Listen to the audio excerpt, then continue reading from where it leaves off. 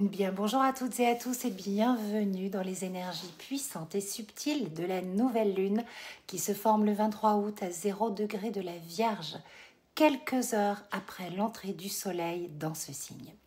Le degré 0 d'un signe en astrologie, c'est toujours un degré d'initiation, un degré de commencement pur, un peu comme si on ouvrait une porte toute neuve, encore intacte, vers une très belle énergie à découvrir. Donc, cette nouvelle lune, elle va agir comme une remise à zéro mentale, corporelle et organisationnelle. Elle nous invite bien sûr à trier, à épurer, à organiser, à ajuster, mais aussi à poser des choix plus alignés avec le réel. Ça, c'est la signature du signe de la Vierge. Bien sûr, ce signe, on le caricature souvent comme un signe de méthode, d'analyse, de calcul, de liste interminable. Et bien sûr que c'est ça, la Vierge. Mais la Vierge, si elle aime anticiper, prévoir, si on la réduit à une to-do list, c'est lui enlever sa profondeur, car c'est un signe d'intelligence, du cœur lucide, d'humilité, qui va rendre chaque geste utile et de capacité à transformer le quotidien en offrande. Donc cette lunaison, elle est importante. Pas que parce qu'elle est dans le signe de la Vierge, mais parce qu'elle prépare la saison des éclipses, qui va débuter 7 jours avant le 7 septembre. Il va y avoir 2 nouvelles lunes dans le signe de la Vierge cette année, celle-ci à 0 degré du signe et l'autre à 29 degrés du signe. Donc le premier et le dernier degré, l'alpha et l'oméga. Un peu comme si toute l'énergie de la Vierge, l'ordre, la précision, le discernement, son énergie d'offrande, de service, de guérison, venait se concentrer sur cette rentrée 2025. Et je trouve que ça, c'est très beau. Bien sûr, donc elle prépare la saison des éclipses. Les anciens disaient que les moires, déesses qui tissent les fils du destin, reprenaient la main. Autrement dit, on n'a plus les commandes. C'est notre âme, c'est notre plan étoilé qui prend le cours et le relais de notre histoire. Et donc, cette nouvelle lune, elle vient vraiment préparer cette saison des éclipses à plusieurs égards. Car la lune et le soleil forment des aspects avec les transgénérationnels. En premier, un dialogue en tension, un carré avec Uranus. Certainement l'aspect le plus fort et le plus impactant de cette lunaison. Uranus, c'est la planète de l'imprévu, de la révolte, de la libération. C'est la planète qui débarque et qui vient tout secouer, qui vient imposer du changement et qui nous rappelle que résister au changement, c'est certainement la pire des erreurs que l'on puisse faire, car quoi qu'il arrive, il va s'imposer dans notre vie d'une façon ou d'une autre.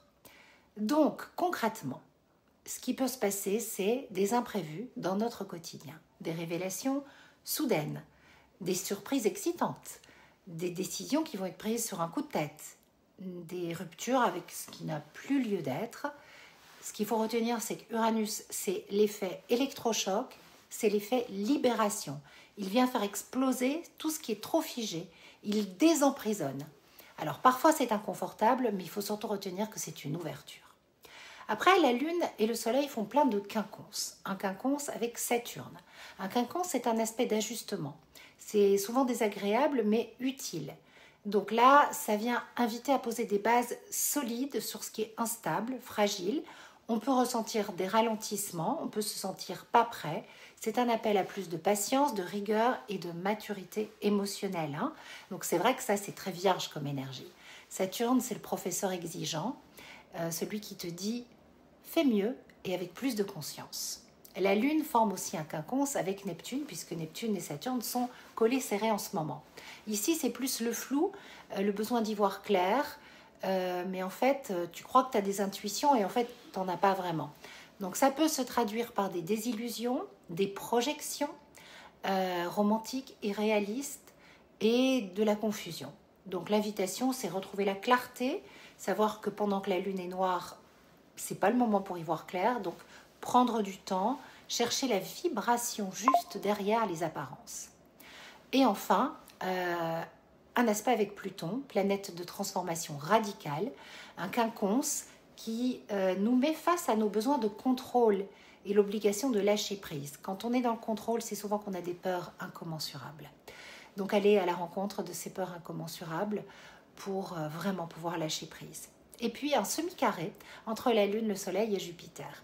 Donc ça va apporter une petite frustration, car Jupiter, c'est l'expansion, c'est l'envie d'ouvrir grand les bras, d'y croire. Et puis ce semi-carré, il crée une forme de frein. Il te dit, ne va pas trop vite, n'espère pas trop, calme-toi un peu. La sagesse, c'est de faire moins, mais mieux. D'agir avec justesse et surtout pas avec démesure. Donc en résumé, cette nouvelle lune, c'est une remise à zéro initiatique.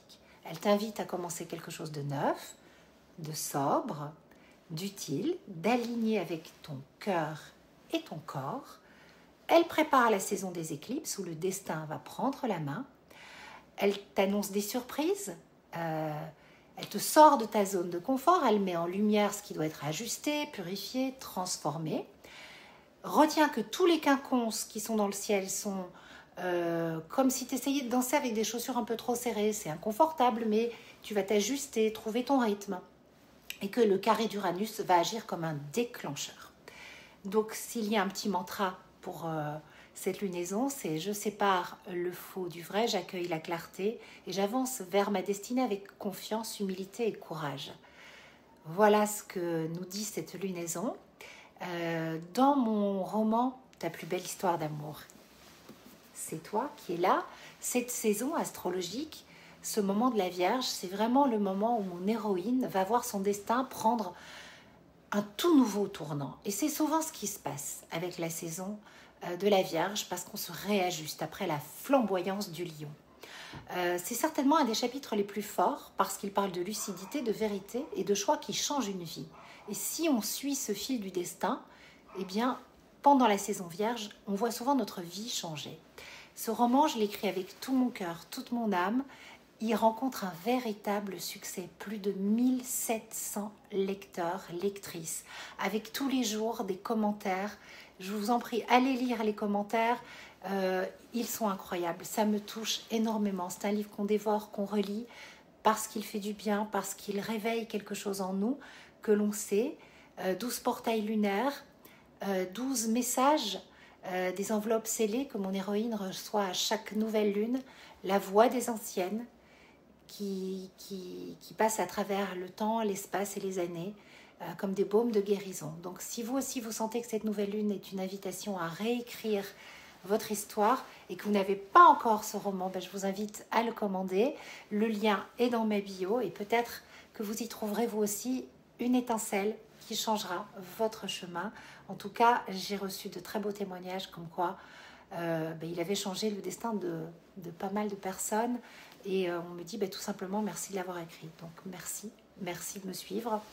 Et je vous souhaite une très très très douce entrée dans cette saison Vierge qui pour moi est toujours magnifique à vivre.